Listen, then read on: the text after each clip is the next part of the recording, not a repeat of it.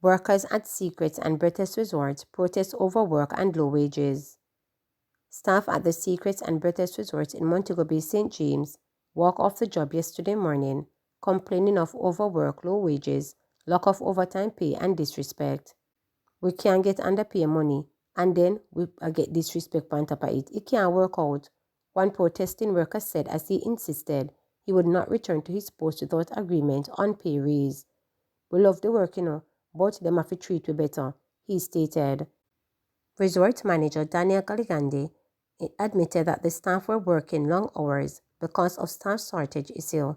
He said the resort would have to improve its hiring processes. The management has asked workers for 24 hours to resolve some of the challenges. Illegal firearm found on the rubbish in Kingston. An illegal firearm was found in a pile of rubbish on Greenwich Park Road in Kingston 5 on Monday. The weapon, a Glock 9mm pistol, was found by police during a snap raid at premises in the community, authorities said. No one was arrested in connection to the seizure.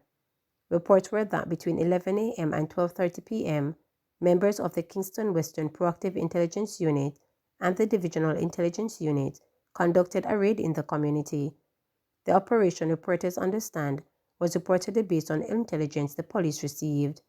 During the raid, the police found the weapon covered with garbage under an old washing sink. It had a magazine containing 3 9mm cartridges. The weapon and ammunition were seized and taken to the Darlington Street police station. Manchester man charged with smoking ganja in public.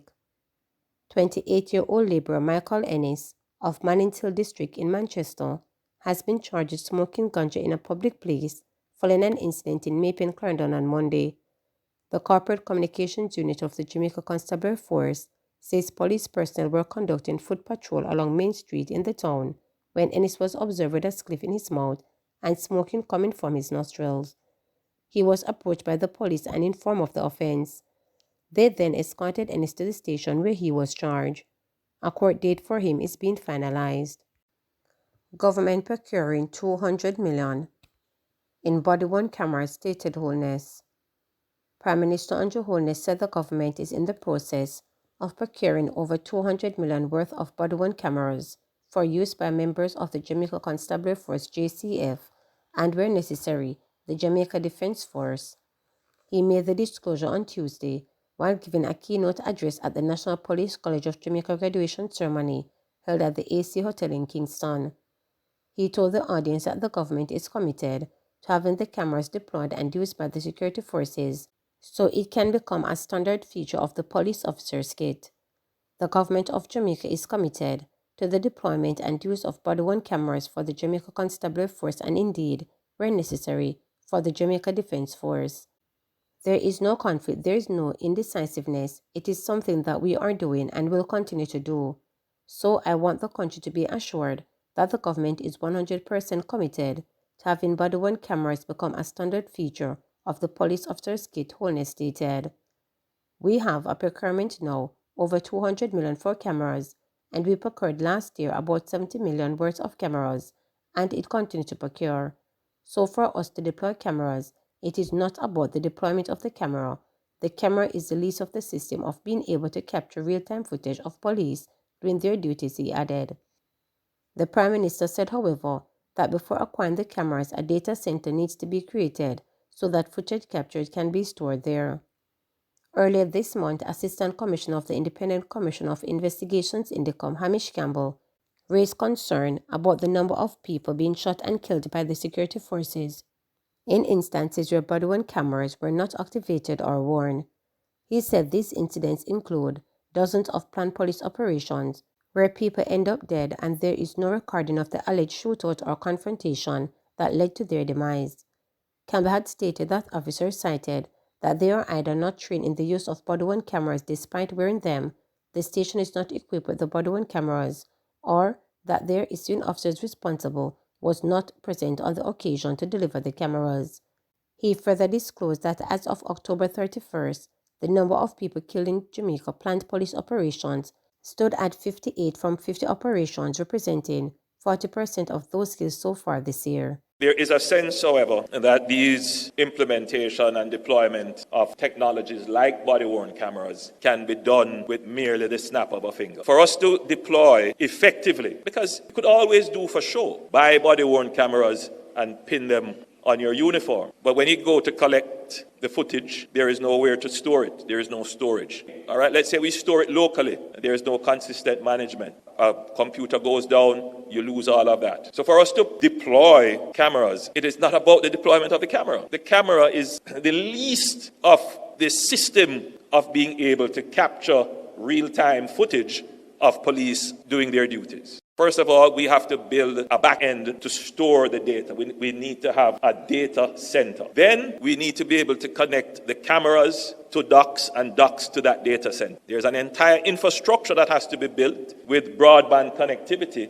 to move the footage from the docks to a secure data center. That is about, more than $1 billion of investment that will have to be made, which we have started to. We have in procurement now over $200 million for cameras. And we procured last time about $70 million worth of cameras. And we continue to procure. So I want the country to be assured that the government is 100% committed to having body-worn cameras become a standard feature of the police officer's kit. But for it to be done, it does take serious planning.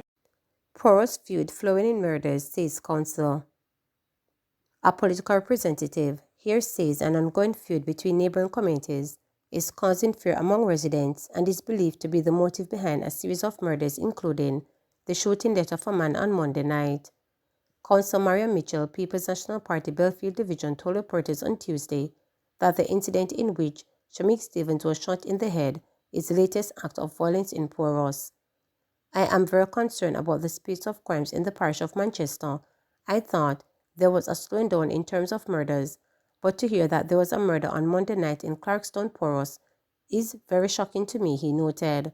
Stevens, otherwise called Ghost or Brown Man, was shot dead while walking in Clarkstown, Poros' home. Residents told reporters that about 9:40 p.m., they heard loud explosions and subsequently found Stevens' body with gunshot wounds to the head. Residents theorized that Stevens was walking home when he was attacked and shot less than 150 meters from his home. Detectives processed the scene late Monday night as Manchester murder figure increased to 44 following the incident.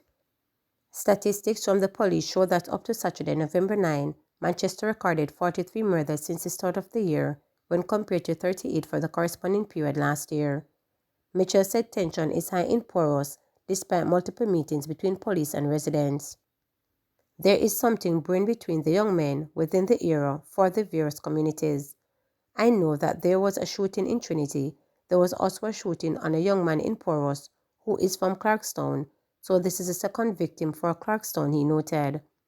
I am told that the rift is further down in Redbury and Trinity. The police haven't confirmed it, but what I am hearing from residents within Poros is that there is a rift going on between young men from various communities, Redbury and Trinity specifically, and somehow you have persons who have taken sides, he added.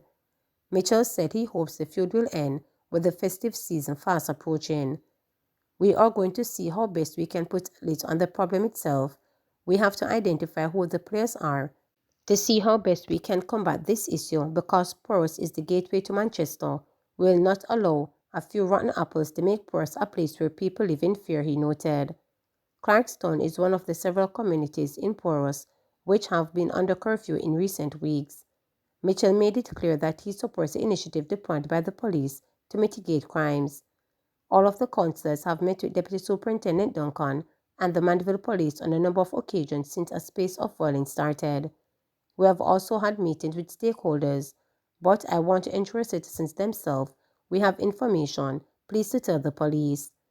I know there is some kind of hold on entertainment permit for the area where we have murders, and it will continue now that we have another murder. The police will get the full support to ensure that whatever is needed will be done to put a lid on what is happening, he noted. Remember to subscribe, like, share, and click the notification bell for daily updates.